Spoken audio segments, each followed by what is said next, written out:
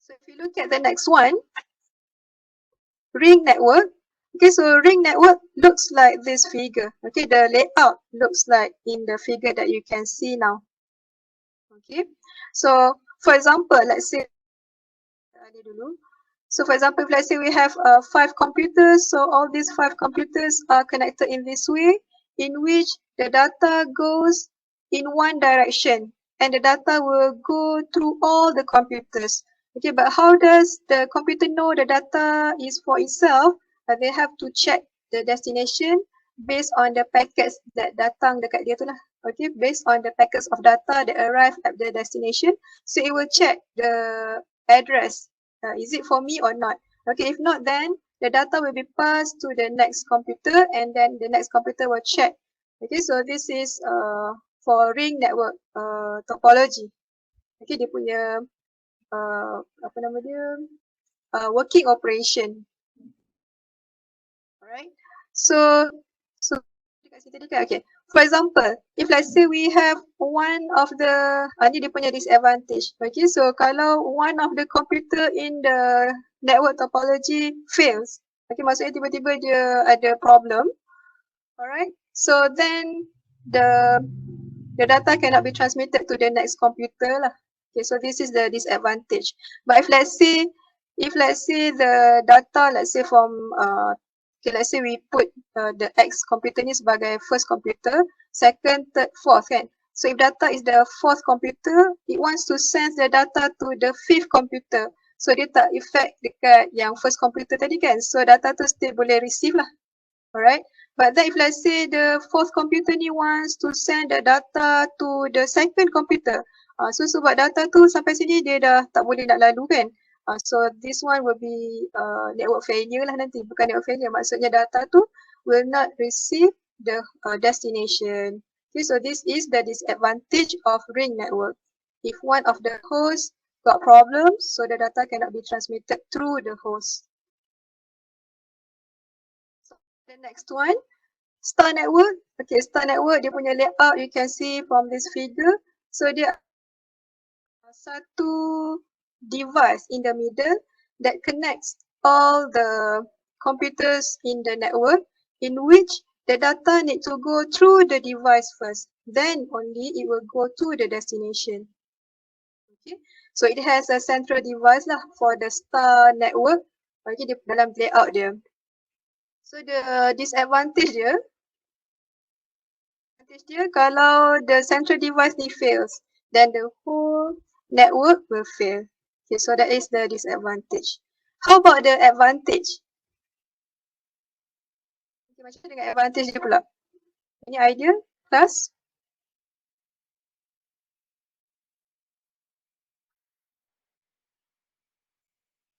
Okay, how about the advantage of the star network?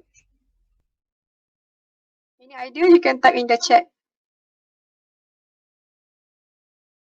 Oh, are you with me?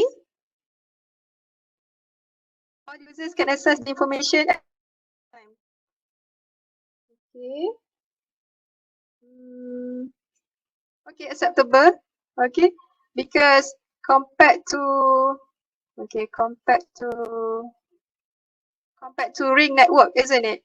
So the data need to go through the whole computers, then only it will arrive the destination, isn't it? It will take more time, right? So but for the star network, then the data will be fast lah. Okay, will be fast, will be reached to its destination faster. Okay, because we have this hub over here that connects all the computers. Okay, so one computer breakdown didn't affect other computer. Okay, so this is question Okay, so kalau dalam case star network ni, let's say this computer fails, so still the data from computer, let's say kita namakan this one, computer yang X ni computer 1, di sebelah ni computer 2, 3, 4, 5.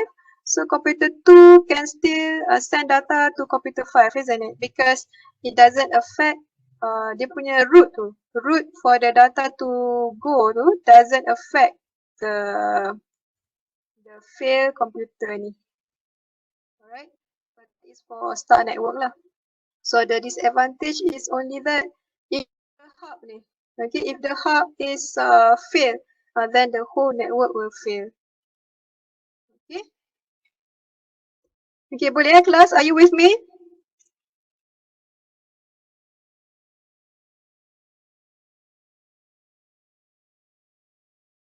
Alright, so I hope you're with me. Okay. Okay, let's move on to the next one. Okay, so next we have mesh network. Okay, so mesh network is another type of network topology. Okay, so what does a mesh network looks like? So it looks like this figure lah. Let's remove X ni dulu. So it looks like this figure in which there are many cables and each cables connects all computers in the network. Okay, maksudnya each computer ni it has its own network, it has its own connection to the other computers in the network. Okay, so this is what it meant by a mesh network. Alright, so ni tertinggal pula ni ya, patutnya satu connection from here to here, isn't it? Okay, so this is what we call as mesh network. So what is the disadvantage? Disadvantage dia, kita tengok disadvantage dulu lah. Disadvantage dia, it needs a lot of cables. Okay, so maksudnya bila it needs a lot of cables ni, so the cost will be higher lah. Okay, to make this kind of network topology. Okay, but then how about the advantage? The advantage is that if let's say root, okay, or one of the connection is got problems, okay, so the whole network still can function, isn't it? Because the only connection, the only failure is in between these two connections, this computer's connection. Or if let's say one of the computers is shutting down, okay, ataupun dia fail kan, okay, so still the network can functions normally, okay, because this computer doesn't affect the network connection. Okay, so these are the advantage of network topology for a mesh, okay, mesh type. Alright, so again, I hope for this network topology, how can we study this part? Okay, so the first one is we need to know what is the network topology itself, and then what are the types of network topology. Okay, and then from the types of network topology, for example, let's say mesh network. So the first one is how does the topology looks like? Okay, so you need to know how does the configuration or this figure, the figure for the network topology looks like. So that's the first one. The second one is we need to know what is the advantage of that network topology. And the last one is we need to know what is the disadvantage of the network topology. So from this information, then you can think of how to explain or discuss your answer later on if there is any question about this part. Alright. So, okay, so let's take a look at a sample open book question. Okay, so this is just a sample. Okay, so which is the most appropriate network topology to configure the computer network in the computer engineering lab? Okay, so remember our lab in FKEKK? Okay, so imagine our lab. Okay, so what is the most appropriate network topology for our lab? Okay, if you can recall. Okay, and then explain your answer. So this is the sample question. So how to tackle this question? So use the same approach. Okay, meaning that the first one state the choice or the available choice. Okay, maybe we choose what mesh network and also, for example, bus network, for example. Okay, and next one, explain or discuss the advantage or disadvantage of the choice, and the last one, state the final choice. Okay, so this is how you tackle this kind of question. Okay, so again, reminder for open book question and answer, there are no correct or wrong. Okay, the important thing is how to answer, and it involves higher order thinking skill. Okay, so the important thing is be creative. But to be creative, we need to know the information about the issue, isn't it?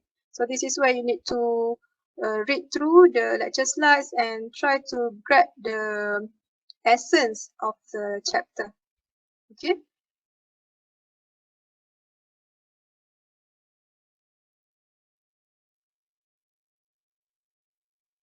Okay, so I'll continue. If you have any question, just post in the chat box that we have there. Okay, so about communication standards. So this one we can refer to slide 30 to 36 in our lecture notes. Okay, so so the important thing about communication standard is again the question is what is communication standard? So we need to know what is communication standard.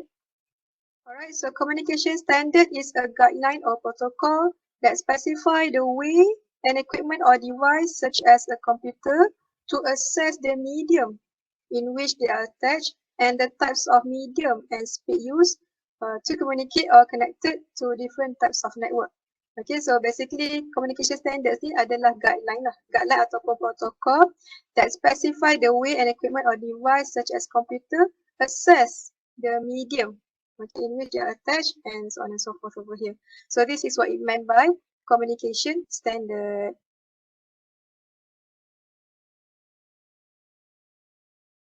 Okay, so another important thing is communication standard is what are the examples of communication standard. So there are a few, but here I only list 1, 2, 3, 4, 5. Okay, so for example, Ethernet. So Ethernet is one of the communication standard that is used for physical configuration of network. Okay, so Ethernet standard specifies the standard for physical configuration of network. Okay, so this is what it meant by communication standard or Ethernet ni lah. Okay, and then we have Bluetooth. Okay, so Bluetooth is also one of the communication standards that is defined for wireless personal area network. Okay, so what I gave you here is just a simplified information, okay, for you to understand the general idea about communication standard. And then we have TCP/IP. So this is another standard that defines the network protocol, or it is another one of the protocol, okay, to access the internet. So this is what we call as TCP/IP. And then we have Wi-Fi. So Wi-Fi is also another standard, okay, which is specifically for wireless transmission of data within limited range. And WiMAX is another standard defines for wireless transmission of data for larger range. So usually Wi-Fi has its own device or